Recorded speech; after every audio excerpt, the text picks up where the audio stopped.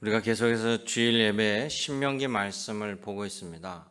신명기 말씀은 이스라엘 백성들이 애굽에서 노예에서 출애굽하여서 탈출하여서 2년 만에 시내산에서 모세가 하나님의 말씀 또 율법을 받아옵니다. 그리고 백성들에게 선포하였죠. 그리고 젖과 꿀이 흐르는 땅 가나안 향을 갔다가 그들이 불순종으로 38년을 헤매게 됩니다. 그들의 불순종은 하나님이 주신 것을 기쁨으로 받지 못하고 눈에 보이는 대로 우리는 여기에 들어갈 수 없습니다 라고 하나님을 원망하는 가운데 그들이 38년을 헤매게 됐죠. 그래서 다시 38년 뒤에 드디어 가나안 땅 코앞에까지 오게 되었습니다. 이제 가나안 땅을 요단강을 건너 그 땅을 살고 있는 주민들을 정복하며 들어가야 됩니다. 그래서 모세가 하나님의 명령을 받아서 시내산에서 받았던 그 율법의 내용을 다시 한번 강조합니다. 그 말은 그만큼 가나안 땅에서 그들이 하나님의 말씀을 지켜야만 하나님께서 준비하시고 예비하시는 복을 누릴 수 있기 때문에 다시금 강하게 강조하여 주신 말씀이 신명기라고 그랬습니다. 그래서 그냥 우리 한국 의미로 우리 한글로는 신명기가 신의 명령 이렇게도 되지만 실제 이 앞에 신은 한자로는 거듭신입니다. 두 번째 주시는 말씀, 거듭거듭 강조해 주시는 말씀. 우리 하나님은 구약의 하나님이나 신약의 하나님이나 동일하신 하나님입니다. 그러면 이스라엘 백성들에게 주신 이 신명기의 말씀은 그들이 가나안 땅에 들어가서 살아가야 할 축복을 얻어야 할 하나님 말씀이기 때문에 그 뜻을 잘 헤아리면 신약의 예수님의 말씀이나 오늘의 하나님의 뜻이 동일하다는 사실을 알 수 있습니다. 우리 역시 이 땅의 삶이 끝나면 요단강을 건너 천국을 향해 가죠. 천국을 향해 갈 때 하나님 말씀, 하나님 통치대로 살아가게 됩니다. 그래서 그런 의미에서 오늘 이 신명기 말씀을 통해서 하나님의 백성의 품격이란 무엇인가? 하나님의 자녀로서의 삶의 모습, 이 제목으로 주의 말씀을 보도록 하겠습니다. 여러분, 우리가 살아가는 평생 우리는 규칙에 얽매이고 법에 순응하며 살아갑니다. 그러면 규칙이 나쁘냐? 그렇지 않습니다. 규칙이나 법이 없으면 세상은 혼란한 세상이 되고요. 오히려 규칙과 법은 나를 안전하게 보호해 주게 됩니다. 여러분, 자동차가 신호등을 지키지 아니하면 서로 충돌하고 사고가 나지요. 남의 것이 좋다라고 강제로 빼앗아 버리면 법이 없으면 그게 바로 양육강식이지만 강도죄가 있으면 그것은 처벌을 받게 됩니다. 그래서 아무리 남의 것이 탐나도 함부로 훔치거나 빼앗지 못하게 처벌하는 거죠. 또 해변가를 가다 보면요, 어느 날은 수영 금지 빨간 깃발이 떠 있을 때가 있습니다. 또 표시가 수영 금지합니다 라고 매당 몇 조에 의해서 이렇게 발표하는 게 있어요. 만약에 그것을 무시하고 바다로 뛰어들면 휩쓸려 가죠. 죽을 수밖에 없는 위험한 상황이니까 국가가 그것을 금지하고 막고 보호하는 것입니다. 법은 좋은 거예요. 자, 그렇다면 이런 법과 규칙들은 여러분 언제 생겼을까요? 한번 생각해 보세요. 언제부터 생겼을까요? 옛날 시대에는, 원신 시대에는 없었을까요? 놀랍게도 하나님께서 우주를 창조하실 때부터 있었다라는 거예요. 우리 창세기를 보면 나옵니다. 창세기 1장 1절에 태초에 하나님이 천지를 창조하시느니라. 그러면서 2절에 보니까 땅이 혼돈하고 공허하고 흑암이 깊은 데에 있고 하나님의 영은 수면 위에 운행하시더라. 혼돈과 질서, 이 가운데 혼돈 가운데 하나님이 질서를 부여하는 거예요. 하나님이 빛이 있으라 하시니 빛이 있고 어둠을, 그래서 빛이 있는 곳을 빛과 어둠을 나눠서 빛을 낮이라 어둠을 밤이라. 저녁이 되고 아침이 되니 첫째 날이더라. 그래서 하늘의 별과 또 해와 달과 모든 것들을, 그래서 우주가 얼마나 질서정연하게 돌아갑니까? 하나님의 법칙에 의해서 만약에 우주에 있는 모든 행성들이 자기 멋대로 혼란 가운데 있으면 다 충돌하고 다 파괴되고 말았을 거예요. 혼돈의 우주에 질서를 부여하는 것이 바로 규칙을 세우는 거예요. 그래서 우주가 혼란이 사라지고 충돌 없이 평온한 겁니다. 모든 삶에 규칙이 있고 법 아래 있는 거죠. 지금 6월 3일에 치러지는 대통령 선거도 법 안에 치러지는 거잖아요. 대한민국 사람들은 대한민국 법 아래 살고 미국 사람은 미국 법의 적용을 받는 것입니다. 마찬가지로 하나님의 백성은 하나님의 백성이라고 규정하는 그 모든 것은 하나님의 법을 지키며 살아가는 사람들에게 하나님의 백성이 규정되어지는 거예요. 여러분, 기독교인, 유대교인, 이슬람 가장 큰 외적 구별은요, 일요일을 주일로 지키는 사람들이 기독교인입니다. 우리는 일요일을 일요일이라고 하지 않고 주일이라고 부르죠. 기독교인은 일요일을 주님의 승리하신 부활하신 날, 그래서 주일로 지키고 주님의 몸된 교회에 모여서 예배를 드리는 거예요. 유대교인들은 토요일 날 안식일로 지킵니다. 이슬람 사람들은 금요일에 모여서 예배합니다. 그러니까 또한 믿지 않는 사람은 어떨까요? 믿지 않는 사람은 일요일에 뭐 할까요? 여행 다니거나 쉬거나 자기 쾌락을 위해서 일요일을 온종일 씁니다. 그러나 예수님을 믿는 우리들은 이 주일을 그렇게 보내지 않죠. 그래서 하나님을 믿는 자만이 하나님의 법을 믿고 따르는 겁니다. 하나님의 법을 따르느냐 따르지 않느냐가 따라서 하나님의 백성이냐 아니냐가 구별되는 거예요. 신명기 14장, 모세가 하나님의 백성으로서 너희는 이렇게 철저하게 구별된 모습으로 살라라는 거예요.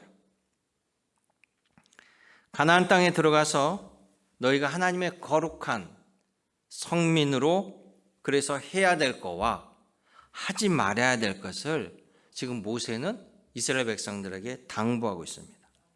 그 말은 해야 될 것과 하지 말 것을 통해서 너희는 구별되라는 거예요. 그들의 삶과 달라야 된다는 겁니다. 이 구별이 바로 거룩함이에요. 거룩함. 세상과 구별되는 기독교인의 특징이 바로 거룩함입니다. 본문의 말씀의 정신은 결국 오늘 살아가는 우리들도 동일하게 지켜져야 되고 따라야 될 말씀이라는 것을 기억하시길 원합니다. 그래서 신명기 14장 하나님의 백성이 하지 말아야 될 것, 또 해야 될 것, 이 말씀대로 지키고 이 정신을 따를 때 우리는 예수님을 잘 섬기는 제자가 되고 또 여러분 모두가 그렇게 되기를 주님의 이름으로 축원합니다. 첫 번째는 하지 말아야 될 것입니다. 신명기 14장 1절부터 보면 2절에 이렇게 얘기해요. 너는 하나님의 성민이라, 성스러운 백성이라 여호와께서 지상 만민 중에서 너를 택하여 자기 기업의 백성으로 삼으셨도다. 할렐루야. 이 세상 모든 백성들이, 사람들이 다 하나님 백성인데 모두가 하나님을 알지 못해 하나님을 잃어버렸어요. 그 중에 이스라엘 백성들을 먼저 택하셔서 그들을 통해서 세상의 창조주가 하나님을 알게 하게 모델로 그들을 세웠다라는 거예요. 모델로. 자, 모델이, 여러분, 모델이 좋아야, 또 모델이 실제 물건과 동일해야 사람들이 그거를 구매하거나 살 거 아닙니까? 여러분, 모델 하우스가 갔더니 보기는 너무 좋아, 끝내줬어. 근데 실제 계약을 하고 입주를 했더니 완전히 그 모델과 달라. 그럼 뭐예요? 그건 사기예요, 사기. 사기죄에 걸려드는 거잖아요. 모델 하우스라는 건 뭡니까? 실제 여러분이 구매하고 살 집은 이 같은 재료로 이렇게 동일하게 만듭니다 이거예요. 샘플이라는 것도 마찬가지고. 그러니 이스라엘 백성들에게는 너희는 하나님 백성으로서 모델로 살아가는 것은 하나님이 모든 백성들에게, 모든 사람들에게 이끌 수 있도록 살라는 거예요. 그러면서 14장 1절에 보면 너희는 하나님의 자녀이니 죽은 자를 위하여 자기 몸을 베지 말며 눈썹 이마 위에 털을 밀지 말라 이렇게 명령하는 거예요. 그럼 이게 뭘까요? 이게 죽은 자 예덕법이나 장례법 이런 것들인데 아마 가나안 땅 그때 그 지역에서는 이게 유행을 하고 있나 봐요. 즉 하나님께서 가나안 땅의 풍습을 따르지 말라 이렇게 얘기해요. 장례법, 제사법. 자, 이스라엘 백성들이 가나안 땅에 들어가야 됩니다. 그런데 가나안 땅의 백성들은 이미 그곳에 정착하고 농사를 짓고 있는 지역이었기 때문에 훨씬 선진 문화를 가지고 있어요. 여러분, 유목민들의 단점은 문화를 이루지 못합니다. 기록하거나 쌓아두지 못하기 때문에 계속 이동하기 때문에. 그래서 원래 정착하고 있는 부족이나 민족들이 문화를 더 선진화 이끌어 나가요. 그러면 유목 생활하며 있었던 이스라엘 백성들이 가나안 땅에 들어오면 그보다 훨씬 선진 문명인 여러 가지를 보고 배우고 따라하게 됩니다. 그 중에 가장 중요한 게 농사법이죠. 농사법. 자, 농사법의 가장 핵심은 뭡니까? 농사를 지어서 가장 중요한 비라고 늘 제가 얘기했잖아요. 비가 내려야 되는데 비는 인간이 할 수 있는 게 아니잖아요. 씨를 뿌리고 가꾸고 잡초를 뽑는 건 다 인간의 일이지만 비는 하늘을 쳐다봐야 된다는 거예요. 그래서 그들은 이 비를 주관하는 신이 바알신이라고 여겼고요. 또 비만 내린다라고 비가 왕창 와버리면 다 쓸려가잖아요. 그래서 풍년을 주관하는 신이 있다라고 가나안 사람들은 생각했어요. 그게 바로 여신인 아세라 신입니다. 그래서 바알신과 아세라 신을 섬기는 거예요. 농사를 열심히 진 다음에 반드시 바알신에게 제사를 드리고 아세라 신에게 제사를 짓는 것이 그들의 그냥 농사법처럼 되어버린 거예요. 그러니까 이스라엘 백성들도 자연스럽게 농사를 배우게 될 때 이렇게까지 해야 되나 보다라고 아무 생각 없이 받아들일 수도 있죠. 그래서 그들이 이방신들에게 빠져들어가는 거예요. 자, 그런데 다니엘을 보세요. 다니엘은 나라가 멸망하기 직전 포로로 끌려갔습니다. 바벨론 제국에. 포로로 끌려가서 정책적으로 이 끌고 온 유대 어린 학생들을 바벨론 교육으로 철저하게 시켜서 그들을 다시 역으로 자기네 지역의 통치자로 삼으려는 계획으로 이 학생들을 교육을 시키는데 다니엘은 하나님에 대한 율법, 법을 지키고자 바벨론 왕이 준 음식을 거부합니다. 자, 포로로 끌려온 주제에 바벨론 왕이 준 음식을 거부하는 것은 왕명을 어기는 것이고 죽을 수도 있었습니다. 그런데 다니엘은 끝까지 하나님의 법을 지키겠다라고 오히려 그 음식을 관리한 사람들에게 이야기를 하고 뜻을 세우고 지키죠. 그랬던 다니엘은 오히려 바벨론, 메데, 바사 이 모든 세국의 나라의 총리로 형통하게 돼요. 하나님이 그를 보호하시고 하나님이 형통해 주신 거예요. 우리 믿음의 사람들은 하나님의 말씀대로 살아갈 때 하나님이 나를 지키시고 보호하신다라는 믿음이 있어야 됩니다. 그런 확신이 있어야만 따르게 된다라는 것이에요. 하나님이 계신지 안 계신지, 하나님이 나를 도우실지 안 도우실지, 하나님이 나를 보시는지 안 보시는지, 이 모든 것들이 흔들리는 믿음에서는 따를 수가 없는 거죠. 또 14장 중간에 보면 부정한 동물, 정결한 동물 구분을 해요. 그래서 정결한 동물이라고 하는 소, 양, 염소는 너희가 먹어도 되나, 부정한 동물이라고 하는 돼지, 말, 토끼는 부정하니 먹지 말라라고 합니다. 그래서 유럽의 여러 나라들 가운데 기독교 국가가 있고 이슬람 국가가 있잖아요.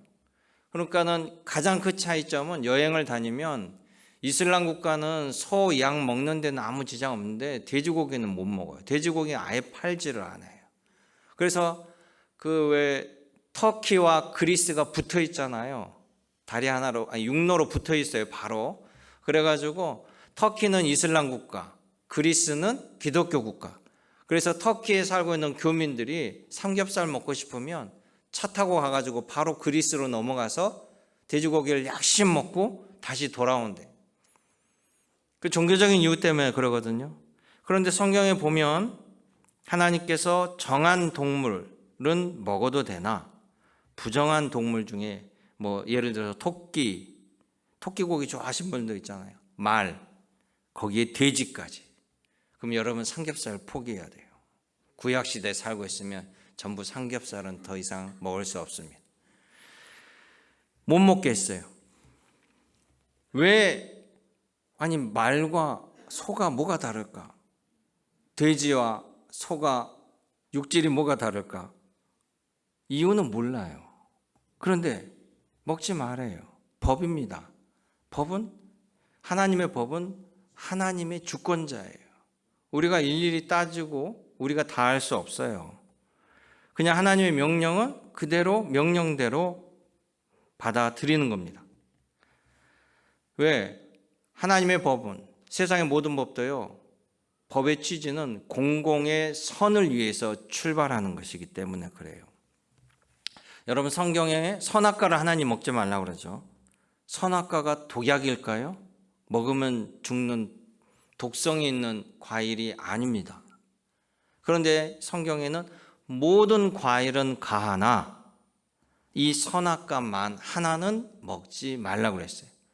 그러니까 이 선악과를 안 먹으면 우리가 죽을 수밖에 없는, 안 먹으면 죽는 필수 영양소가 있는 게 아니라는 거예요. 먹어도 되고 안 먹어도 되고 그러는 건데 다른 거 충분히 다 먹고 영양을 섭취할 수 있는데 이것 하나는 먹지 말라는 거예요. 이게 하나님 법이에요. 이게 하나님 명령을 지키느냐 안 지키느냐.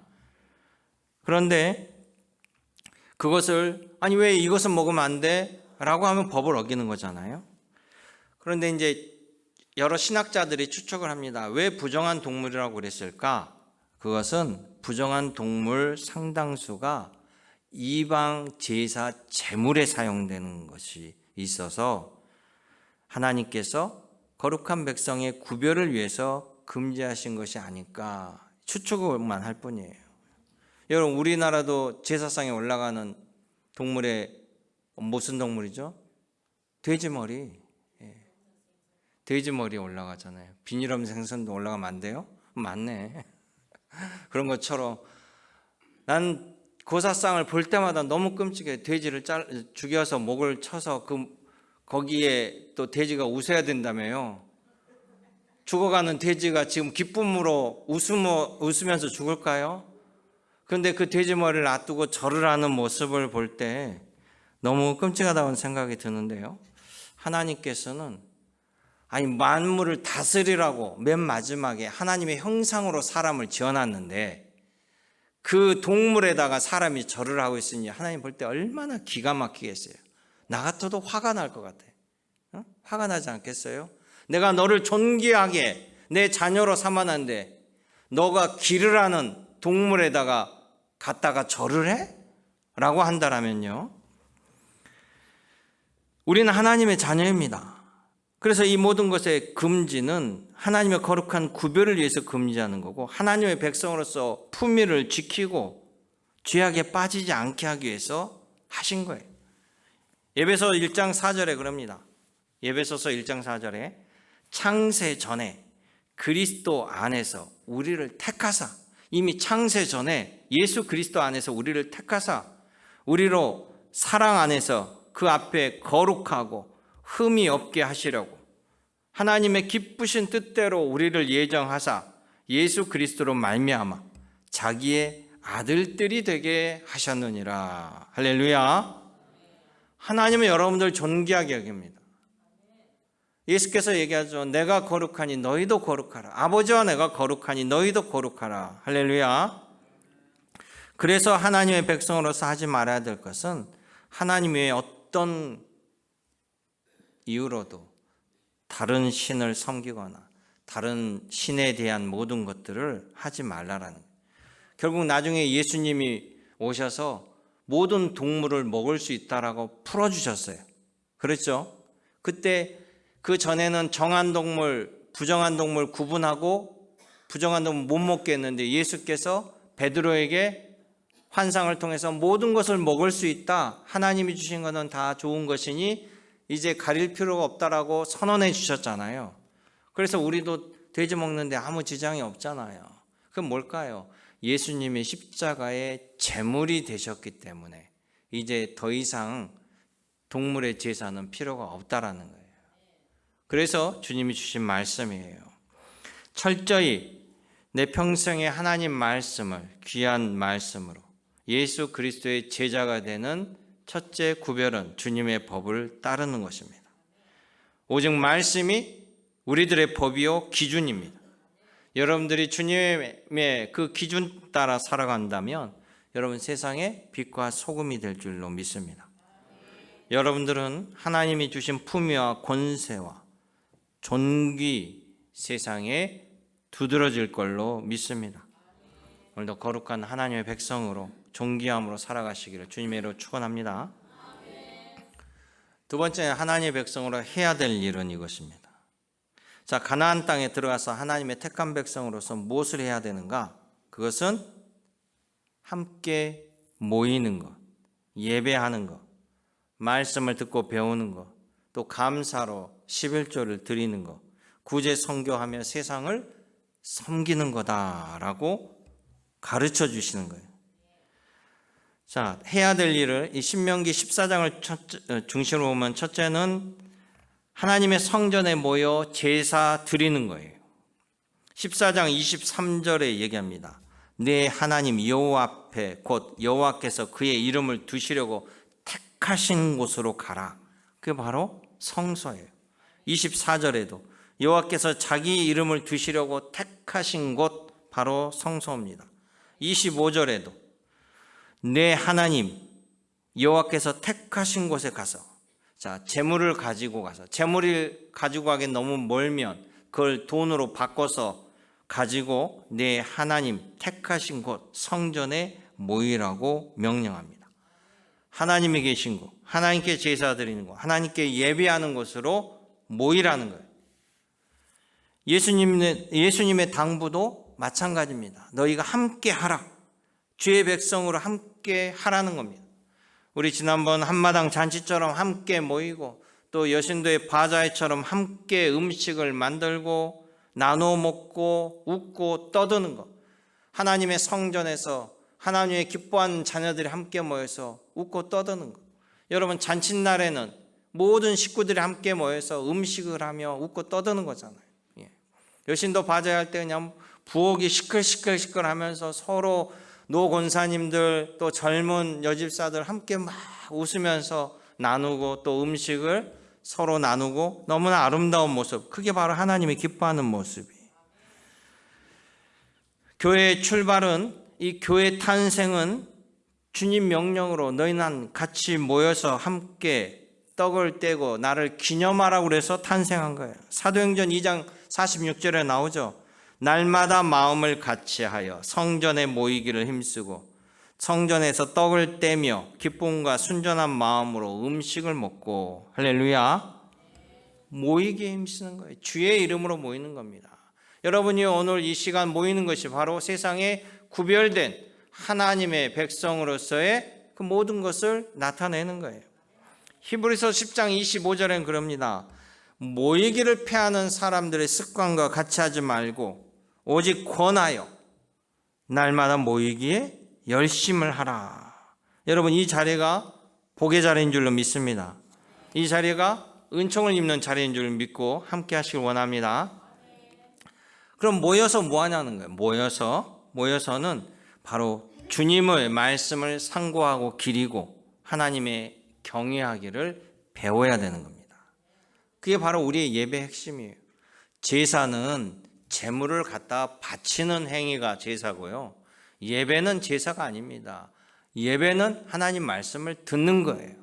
그리고 주님의 가르침을 기억하고 상기하는 겁니다. 그래서 성찬을 드리는 거예요. 기독교인의 첫째 되는 것이 예배예요. 예배의 성공이 인생의 성공입니다. 그러니 여러분 공적인 예배 열심히 참여하시길 원합니다.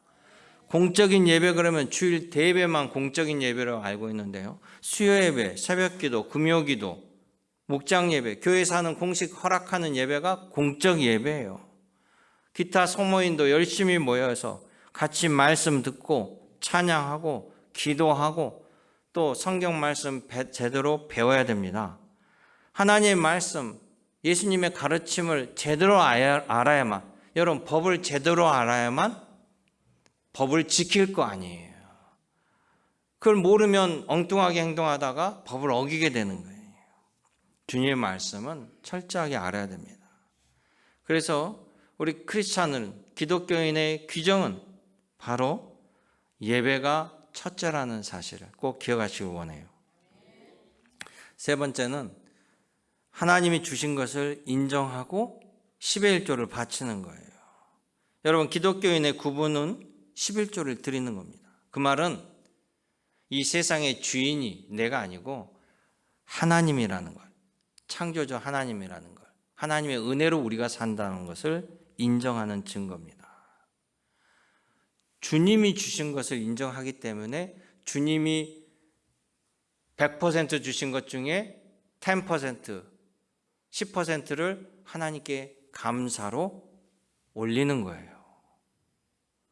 이게 100% 내 노력으로 얻어진 거라면 줄 필요가 없죠. 드릴 필요가 없잖아요. 그런데 기독교인들은 나에게 건강과 나의 삶과 나의 모든 것을 하나님께서 주신 것이기에, 건강도 하나님이 주시고 직장도 하나님이 주시고 열심히 누가 일 안 해요? 열심히 일해도 쫄딱 망하는 경우 많습니다. 이 모든 것들이 하나님이 주신 것이기 때문에 감사함을 알고 바치는 거예요.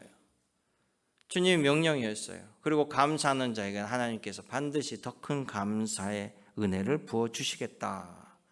그래서 하는 겁니다. 마지막 네 번째 주님께서 명령하는 것은 너희가 서로 어려운 이웃을 위해서 구제하고 또 복음 전도, 선교, 전도, 친교, 사랑을 나누라는 거예요. 전 세계 어느 종교보다 기독교는 어려운 이웃을 돕는데 제일 앞장섭니다. 교인들이 스스로 헌금하여서 선교헌금을 보내서 우물을 파고 학교를 세우고 병원을 세우고, 우리나라에 있는 가장 큰 병원 연대 세브란스 병원, 바로 미국에 있는 교인들이 헌금으로 6.25 동란 폐허가 된 이런 나라를 돕기 위해서 헌금으로 세워진 병원이 바로 연대 세브란스예요. 그런 것처럼 수많은 기독교 이름으로 세워진 교회, 전주에 가면 아예 예수병원이라고, 대놓고 그냥 예수병원이라고 그냥 해놨죠. 이렇게 많은 곳에 학교 또 병원, 이 모든 것들을 세워서 돕고 있습니다. 광주에도 있네요. 광주 기독병원. 저도 기독병원 다닙니다. 또 지진이나 어려움을 당할 때 물심양면을 서로 돕잖아요. 바로 예수님의 제자들입니다. 예수님의 명령이기 때문에 그래요. 그래서 안디옥 교회가 초대교회 때, 여기 완도 말고 초대교회 때 예루살렘 교회가 극심한 어려움을 겪으니까 그 수리아 안디옥에 있는 교회가 헌금을 모아서 예루살렘에 있는 교회를 도와주는 구절이 성경 본문에 나오죠. 왜 이렇게 자발적으로 헌금으로 이런 일을 할까요? 주님의 명령이기 때문에, 주님께 감사함을 알고 주의 백성이기 때문에 우리는 그 법을 기꺼이 따른다는 거예요.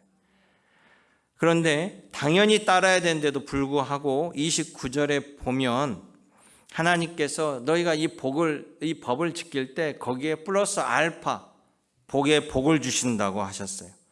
29절을 보면 너희 중에 분깃이나 기업이 없는 레위인과 내 성중에 거류하는 객과 고아와 과부들이 와서 먹고 배부르게 하라. 그리하면 내 하나님 여호와께서 너의 손으로 하는 범사에 너에게 복을 주시리라. 할렐루야. 하나님이 갚아주신다는 거예요. 여러분, 하나님이 갚아주신 것은 정말 복 중의 복입니다. 그러기에 사랑하는 성도 여러분, 여러분들은 하나님이 택하신 백성이에요. 선택받은 자녀입니다. 그것이 바로 복 중의 복입니다. 선택됐다는 것은 특별하다는 것이죠. 그러니까 여러분들은 거룩한 자녀로 택함받은 겁니다. 그냥 거룩한 자녀로 택함받은 것이 아니라 그리스도 안에서 거룩한 자녀로 택함받은 겁니다. 그것도 창세전에 그리스도 안에서 거룩한 자녀로 택함받은 자입니다. 이 자부심으로 자녀의 품격으로 살아가시기를 주님의 이름으로 축원합니다. 은혜롭고 참 좋으신 아버지 하나님, 나를 주의 자녀로 세워주시고 또 나의 이 위치를 깨닫게 하여 주심을 감사드립니다. 하나님의 자녀로서의 성품으로 또 품격으로 살아가게 도와주옵소서. 예수님의 이름으로 기도드리옵나이다. 아멘.